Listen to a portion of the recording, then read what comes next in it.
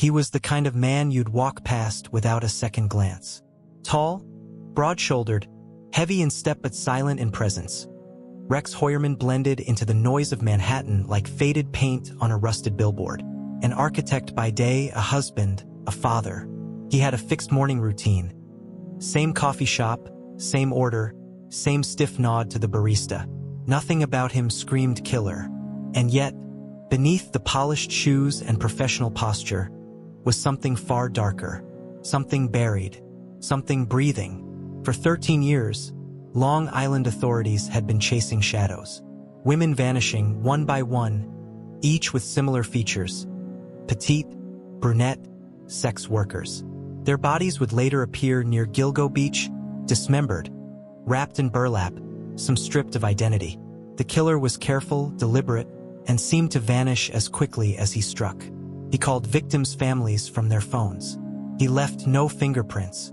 He stopped killing, or at least, they thought he did. And for all that time, Rex Heuermann lived just an hour away, eating breakfast with his kids, hosting backyard barbecues, paying his taxes.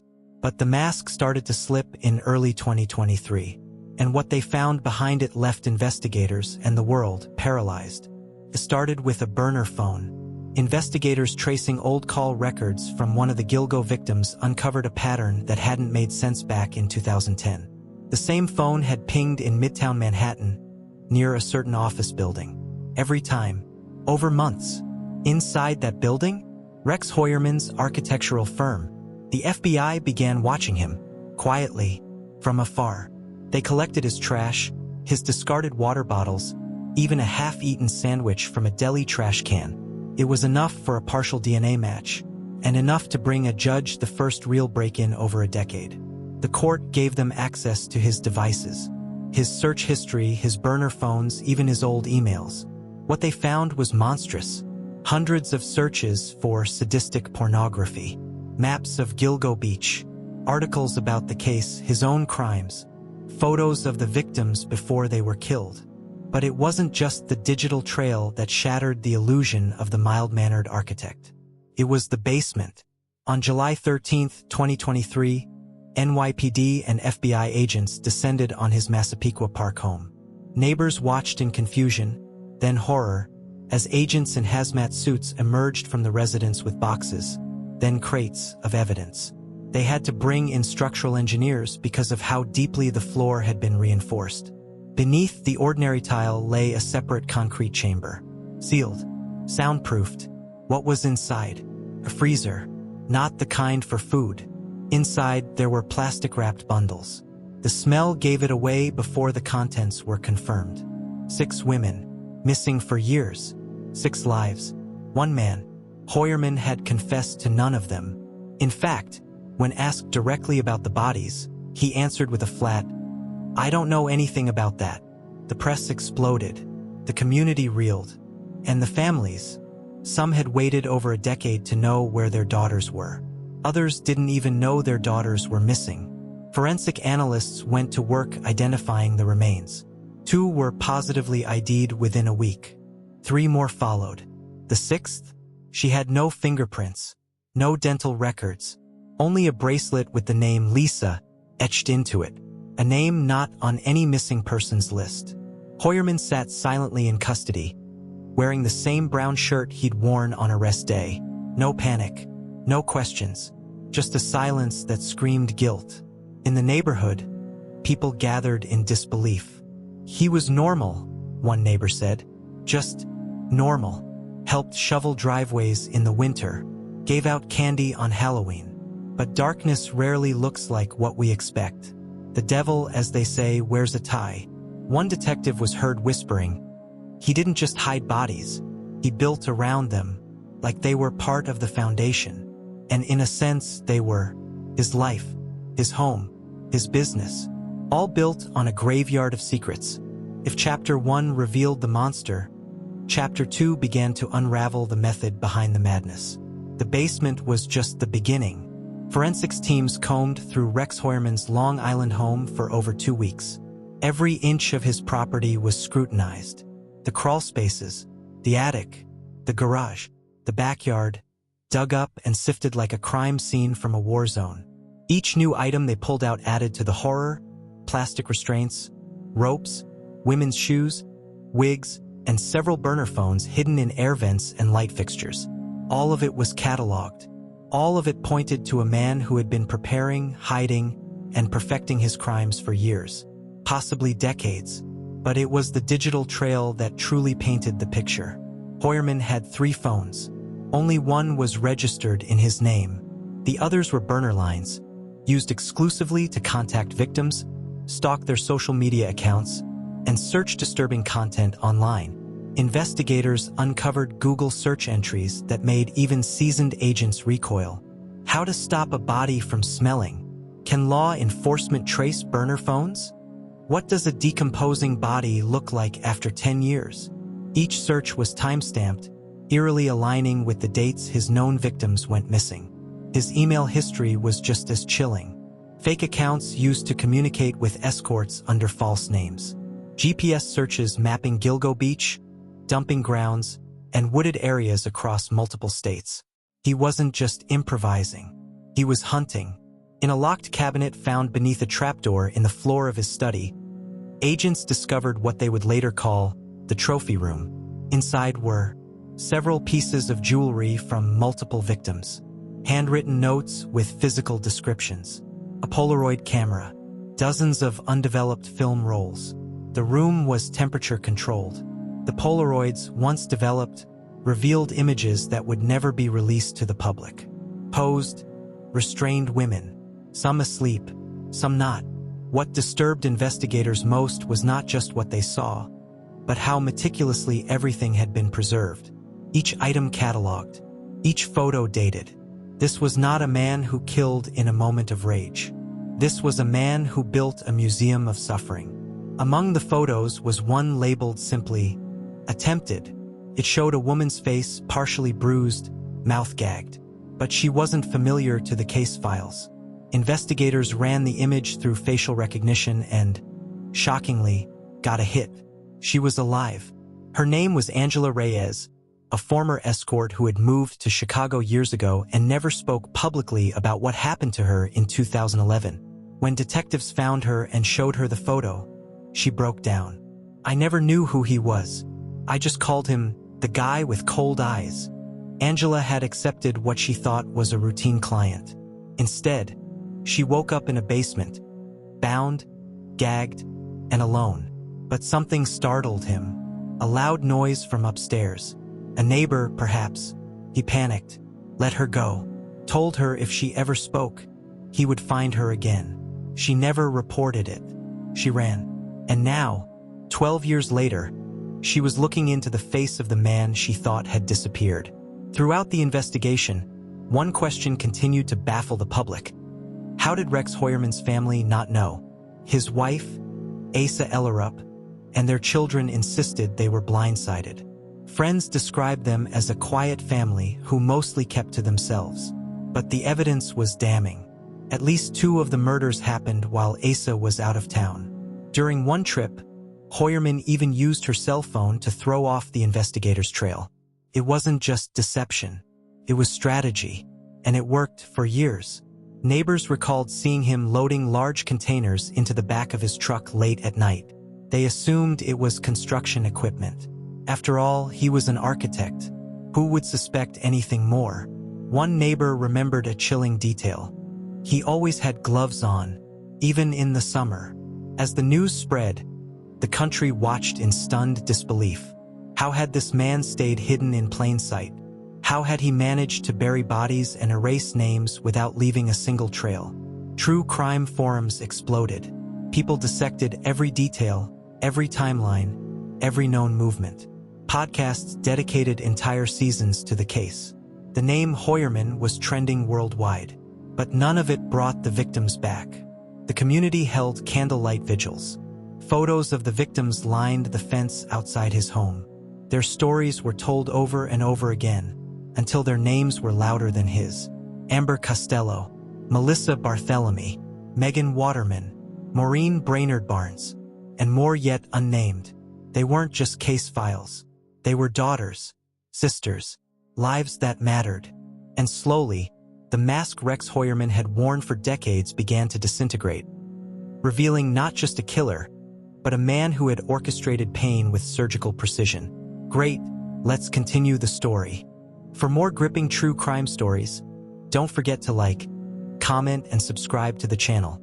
They had the man, they had the evidence, but no one felt safe. In the days following the discovery of Rex Heuermann's so-called trophy room, Long Island transformed.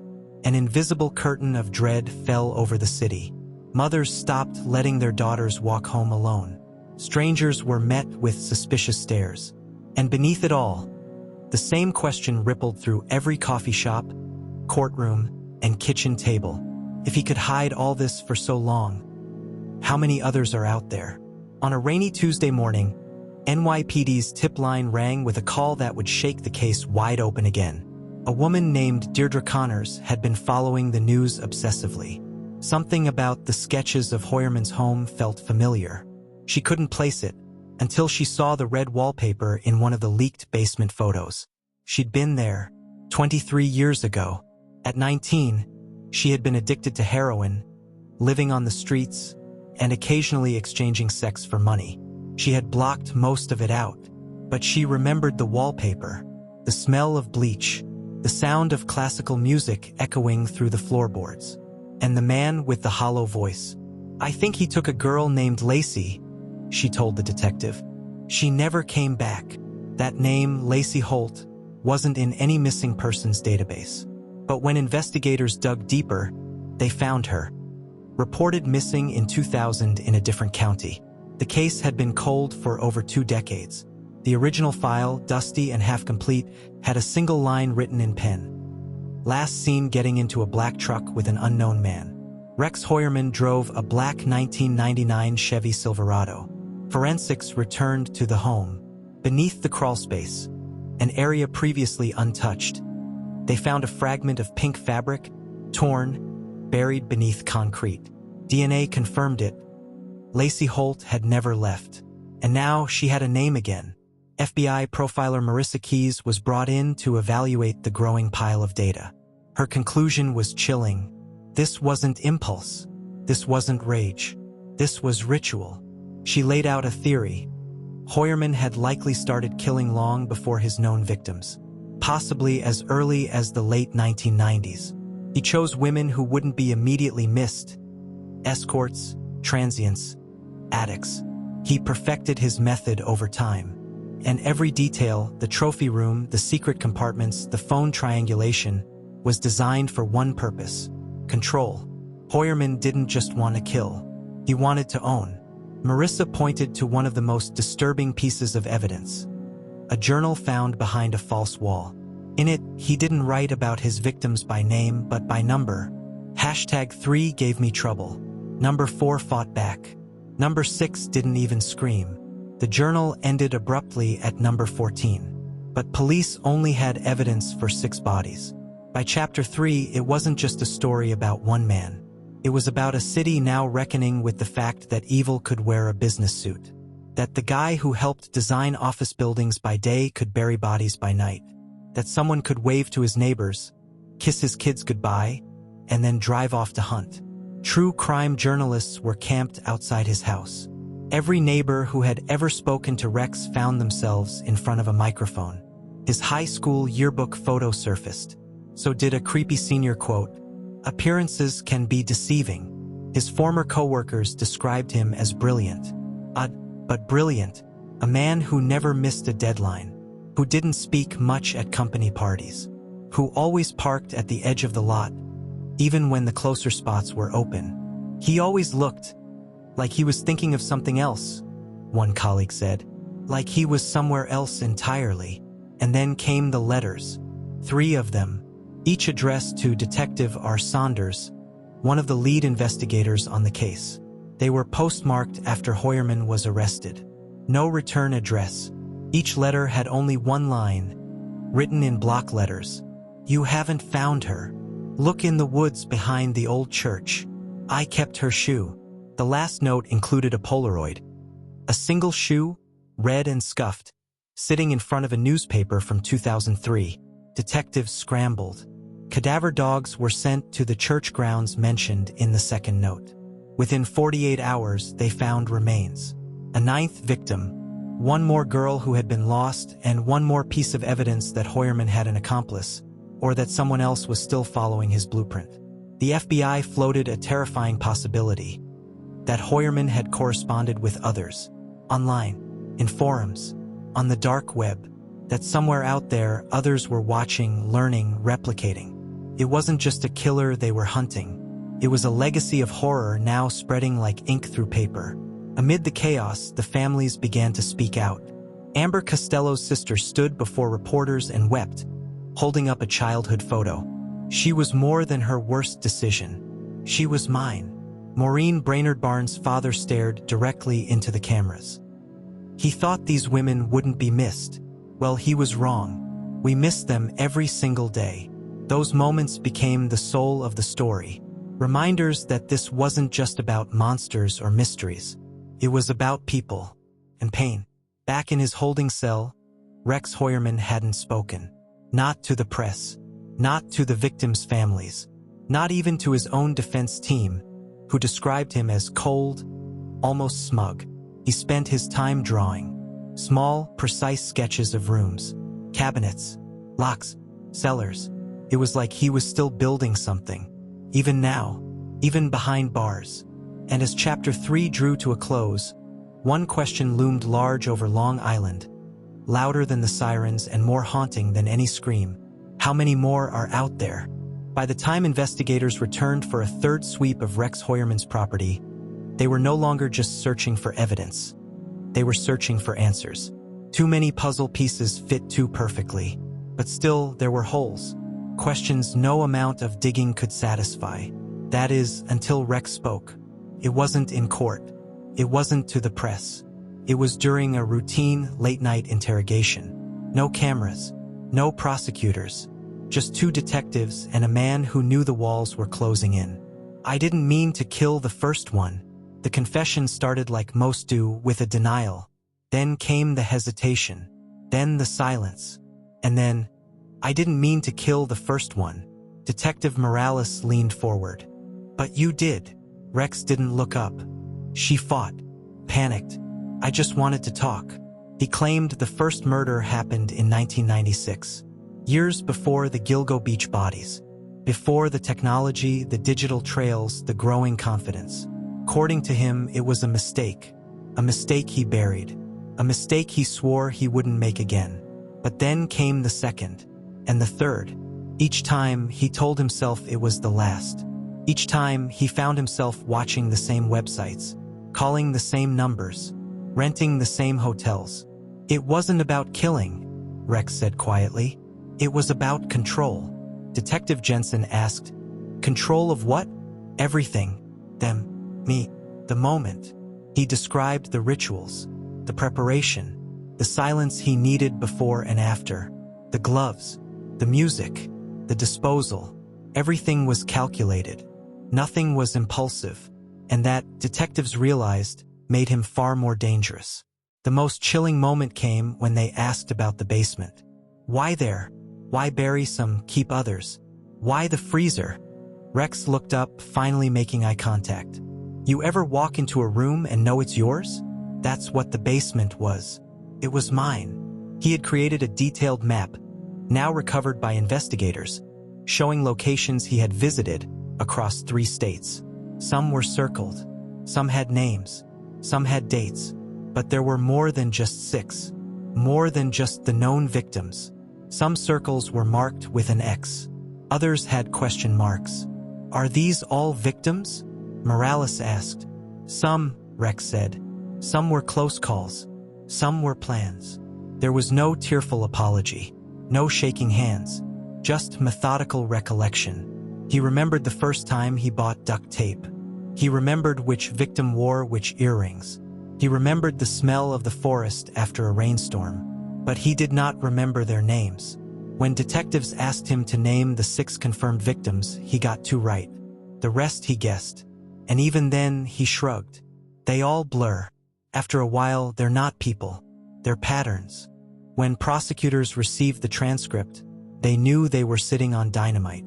Not just a confession, but an insight into a serial killer's mind.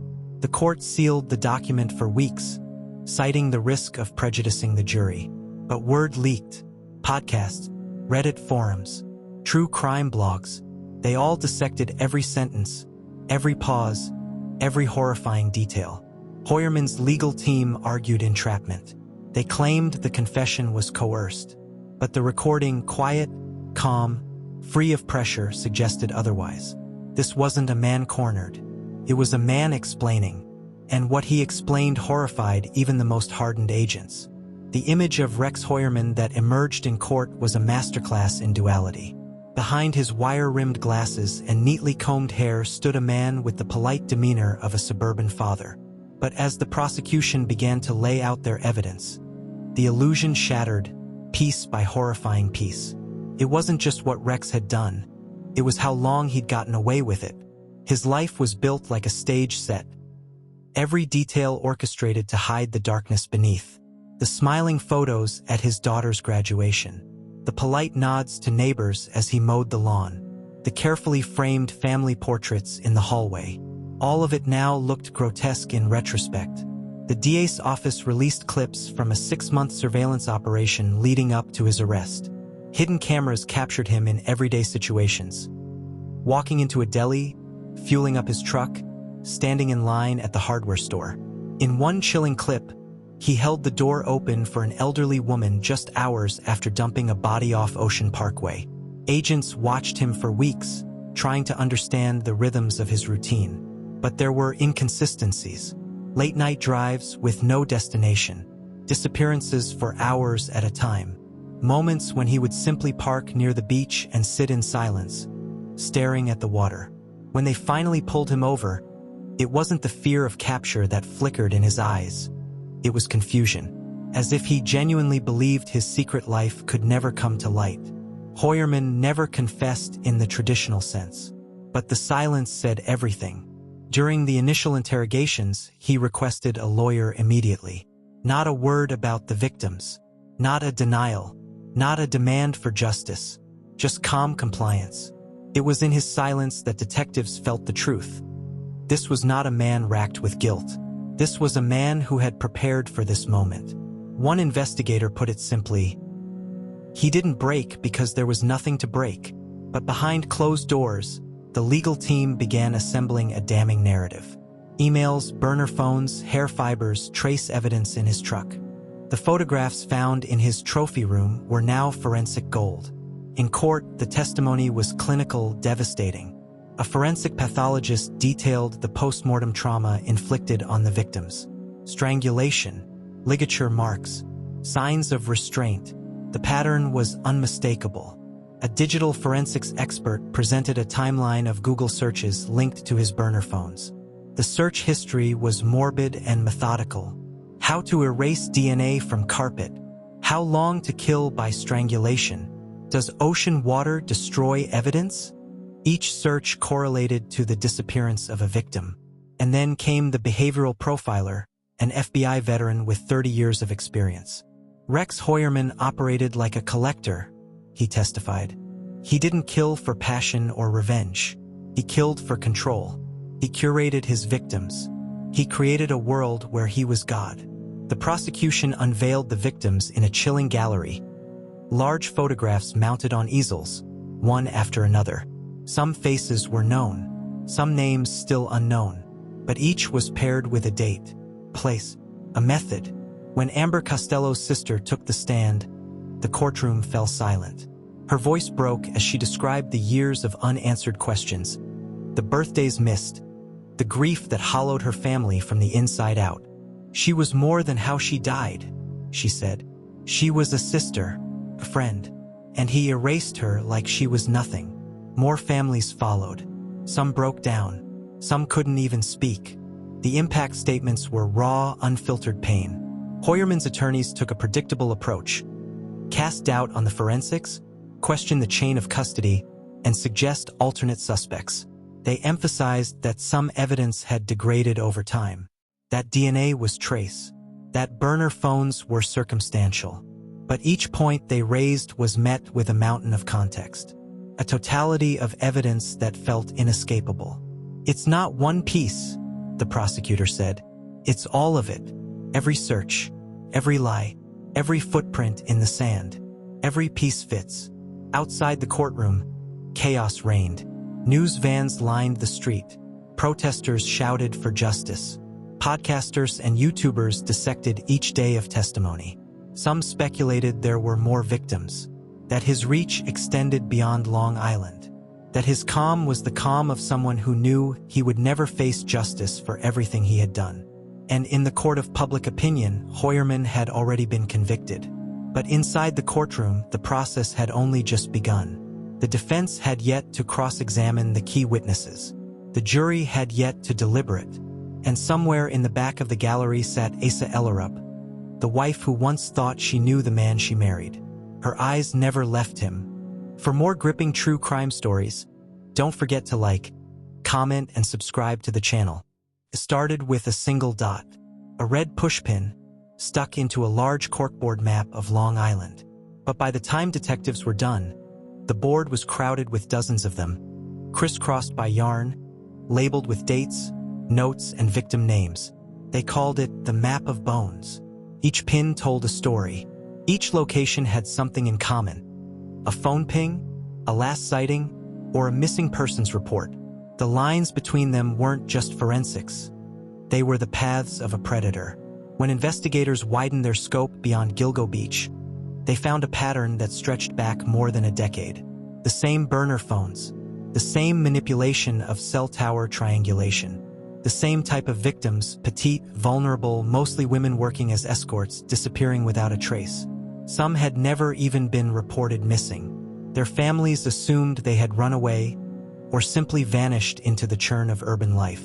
But now, with DNA, digital forensics, and time finally working against him, the web Rex Heuermann spun was unraveling at terrifying speed. One of the most chilling discoveries came from a cold case unit in Atlantic City, New Jersey. For women, found posed in a drainage ditch off Black Horse Pike in 2006. All were wrapped in burlap. All were sex workers. At the time, police had no suspect, no leads, and very little DNA evidence to go on. But when Gilgo investigators re-examined similar wrapping material used in Heuermann's known cases, they sent samples to compare. The texture matched. So did the knots. More crucially, a trace element found in the burlap, a rare industrial preservative used in the architecture industry, was identical. The same compound had been found on gloves inside Heuermann's truck. Was it coincidence? Or was this the same man who had buried bodies in one state, then crossed back into New York to do it all over again? What alarmed detectives even more was what they didn't find. Multiple gaps in the digital records suggested an intentional wiping of information. Phones suddenly went dark. Online escort ads were deleted. GPS logs stopped at key moments. They weren't just looking at a killer. They were looking at someone with operational discipline. Someone who knew how to disappear between kills. But one folder changed everything. Hidden in an encrypted cloud drive was a series of files named after zodiac signs. Each one contained a name, a photo, dates of contact, last known movements, physical descriptions. 27 folders, 27 possible victims. Only 10 had been identified by police. It was a local hiker who led them to the next horrific scene. In a wooded area of Manaville, off an unmarked trail, police found partial remains scattered among the roots of pine trees. One femur, a jawbone, 2 vertebrae. Dental records confirmed the bones belonged to 2 different women missing since 2012 and 2014, respectively. Neither had ever been connected to Gilgo Beach. But inside a hollowed-out tree nearby, detectives found something chilling. A small wooden box wrapped in plastic. Inside it were a child's hair clip, a cigarette lighter engraved with the letter R, an old, water-damaged photograph of a girl hugging a dog. No names, no identifying information, just objects from lives long lost. Under increasing pressure, police brought in Heuermann for another round of interrogation, this time with a polygraph expert. Though inadmissible in court, the goal was simple: push him to break. But Rex didn't flinch. His voice remained even, his breath steady. Do you recognize this location? No. Have you ever spoken to this woman? Never. Did you place these objects at the scene? I don't know what you're talking about. But when shown the photograph of the girl and the dog, a flicker passed over his face. Just for a moment, his jaw clenched. The machine spiked. They had touched a nerve. Angela Reyes, the woman who had escaped him years earlier, agreed to testify. In exchange, she demanded police protection, therapy support, and full anonymity outside court. She sat across from Heuermann during the preliminary hearing, veiled behind a privacy screen. Her voice never wavered. He told me I was his first mistake, that he usually doesn't let them leave. He said my eyes reminded him of someone he used to know. I begged him to let me go, and he did, but only after making me promise never to speak. Rex didn't look at her once, but his hands never stopped shaking. As the case gained momentum, Asa Ellerup and her children faced a firestorm of public scrutiny. Journalists camped outside their temporary residence. Anonymous letters filled their mailbox, some accusing, some sympathetic, most confused. Asa gave a single televised interview, her voice trembling. I slept beside him for years. I had no idea. If I had known, I would have turned him in myself. But the internet was unforgiving. Photos of the family were dissected on Reddit threads. Conspiracy theories bloomed. Was she complicit? Had she helped him hide the evidence? Authorities found no proof, but suspicion, once planted, spreads like wildfire. With every week, the investigation grew. Leads came in from Pennsylvania, Virginia, even as far as Oregon. Women reported close calls, a car that followed them, a man who fit his description. Cold cases once forgotten were reopened with new urgency. The red pushpins kept multiplying. But what investigators feared most wasn't what they had uncovered. It was what they hadn't. Because for every victim they found, there could be 5 more lost to time, buried too deep, or never even reported missing. And Rex Heuermann wasn't talking. By now, the case against Rex Heuermann was no longer about whether he was guilty. It was about how much he had hidden, how many lives he had ended, and how long he had been operating in the shadows. But just as prosecutors were preparing for trial, a new development sent a ripple through the investigation. Rex Heuermann had an alibi for one of the nights a victim vanished. The date was June 6, 2010. Melissa Barthélemy had gone missing that evening. Her last known contact had been a series of calls, chilling, whispering voices taunting her family, from a location that pinged near Midtown Manhattan. That same night, Rex had supposedly been with his wife and children in Atlantic City. Hotel records confirmed it. So did a credit card charge at a restaurant. Even a gas receipt from the drive back. It was the first potential hole in an otherwise damning wall of evidence. Prosecutors weren't rattled, but they were careful. They reviewed every detail of the alibi. Surveillance footage from the hotel. Timestamps on charges. Cell tower pings. Nothing stood out until they realized the charges weren't made in person. They were phone orders. And the surveillance footage? It never actually showed Rex. Just Asa Ellerup and the kids. They'd assumed he was there because the room was in his name. But a deeper dive into the digital trail revealed something more sinister. Rex's burner phone pinged off a tower near Gilgo Beach that same night. Not in Manhattan. Not in New Jersey. Right at the shoreline where Melissa's body would later be found. This wasn't an alibi. This was a setup. He had sent his family on a trip without him, planted charges to create the illusion of presence, and stayed behind to kill. In late October, another curveball hit the case. A fellow inmate at the county jail, awaiting trial for an unrelated crime, requested to speak with detectives. His name was Deshaun Miller. He claimed Rex had talked, quietly, carefully, but unmistakably, about cleaning up his messes and how no one could trace a body if you separated the parts. First, it sounded like jailhouse fiction. But then Deshaun gave investigators something they didn't expect. A sketch. It was of a small hand shovel, engraved with an odd set of numbers. 124F. Deshaun said Rex had described it as his trusted tool. Detectives revisited the property. scanning for any buried items missed in the initial sweep. Near the edge of a decaying flower bed behind the garage, they found it, the exact tool, and buried next to it, a child's bracelet belonging to a previously unidentified victim. The bracelet was engraved with a name, Jamie. Jamie Chun had vanished in late 2007. A college freshman, part-time model, last seen getting into what witnesses described as a black pickup truck outside a club in Manhattan. Her case had gone cold after weeks of investigation turned up no viable leads. Now, 16 years later, the bracelet confirmed her fate.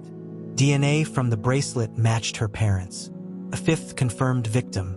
Rex hadn't just killed women who fit a certain profile. He had killed randomly, methodically, sometimes for no reason other than opportunity. Psychological profile. An FBI profiler assigned to the case described Rex as a trophy killer with extreme narcissistic tendencies. His murders were not about rage. They were about possession, control, and legacy. He wanted to be remembered, the profiler said. Not caught, but remembered. He collected items from each victim, sometimes mundane things like hair clips, shoelaces, or lipstick. He preserved them like relics, a shrine to his hidden identity. In a locked journal found beneath a floorboard, Rex had written pages of stream of consciousness rants. They said she screamed, but I only heard music. To be invisible is to be free. I will not be known for buildings. His work as an architect had given him cover. His obsession with structure and design bled into his crimes. Everything planned, layered, buried. In the weeks leading up to the trial, one last piece of evidence emerged. A surveillance tape from a gas station along the Long Island Expressway dated May 2011. It had taken years to resurface. The footage was grainy, black and white, and mostly uneventful, until one frame showed a man fitting Rex's description getting out of a vehicle and dumping a large, tarp-wrapped object into a nearby dumpster. The timestamp? The exact night Megan Waterman disappeared. Detectives rushed to locate the dumpster. It no longer existed. The company that owned it had since shut down. But the footage was damning enough. Proved what many feared. Rex didn't always bury the bodies. Some he discarded like garbage. The prosecution now had overwhelming evidence. Burners, DNA, photos, personal items, live testimony, journal entries, surveillance, even failed alibis. But the defense had one final card to play. They hinted that someone else may have helped. That Asa Ellerup, Rex's wife, wasn't entirely innocent. They suggested she knew about the trophies, that she had provided false alibis intentionally, that the family trips were coordinated. It was a dangerous gamble, and it nearly split public opinion. Asa, who had remained silent throughout the investigation, suddenly became a person of interest again. Did she know? The line between accomplice and manipulated spouse blurred. The courtroom was ice cold, not in temperature, but in atmosphere. Faces were tense. Some cried quietly. Others stared ahead, stone-faced, gripping onto tissues like lifelines. After years of rumors, horror, whispers, and disbelief, Rex Heuermann sat under the fluorescent courtroom lights, silent, hulking, and emotionless. The man who designed family homes by day was now the centerpiece of one of the most horrific serial murder trials in American history. And on that first morning of testimony, the first thing the prosecution did was play a 13-second voicemail. A woman's voice, choked, panicked, then silence. Then his, flat, cold, whispering, "She won't be coming back." It was Melissa Barthelomew's final recording. And Rex's voice. Gasps filled the courtroom. One of the jurors wept. The nightmare was no longer speculation. It was real, and it had a voice. Over the next 2 weeks, the jury was walked through a timeline of methodical, sadistic cruelty. Each victim's story was a gut punch. Amber Costello, Megan Waterman, Maureen Brainerd Barnes, and more. Families were called to the stand. Photographs were shown. Personal items found in Rex's home were revealed. Lipsticks, ID cards, locks of hair, even a pair of child-sized ballet shoes. The most chilling part? Many of the items didn't match any known victims. The prosecution's implication was clear. There were more. We charged him with 6, the DA said. But we believe that number is far, far higher. He was no longer just the Gilgo Beach killer. He was a collector. The biggest shock came on day 12. Asa Ellerup, Rex's estranged wife, walked into the courtroom. For years, she had denied knowledge. She claimed to be a victim too, trapped in a web of manipulation, completely unaware of her husband's monstrous double life. But that day, she testified, and she didn't deny everything. I knew he was strange, she said softly, but I didn't know he was a killer. She admitted to noticing souvenirs, the secret compartments under the floorboards, the burned clothes in the fire pit. Once, a lockbox she found hidden in the garage. It had a necklace in it. I asked whose it was. He said it was from work, a lost and found item, but she didn't report it. Why? I was scared of him, she said, and part of me didn't want to know the truth. Just when it seemed the trial had exhausted every revelation, Rex shocked the room again. He asked to testify. His lawyer tried to stop him, but he insisted. The courtroom braced itself, and for the first time in public, Rex Heuermann opened his mouth to speak.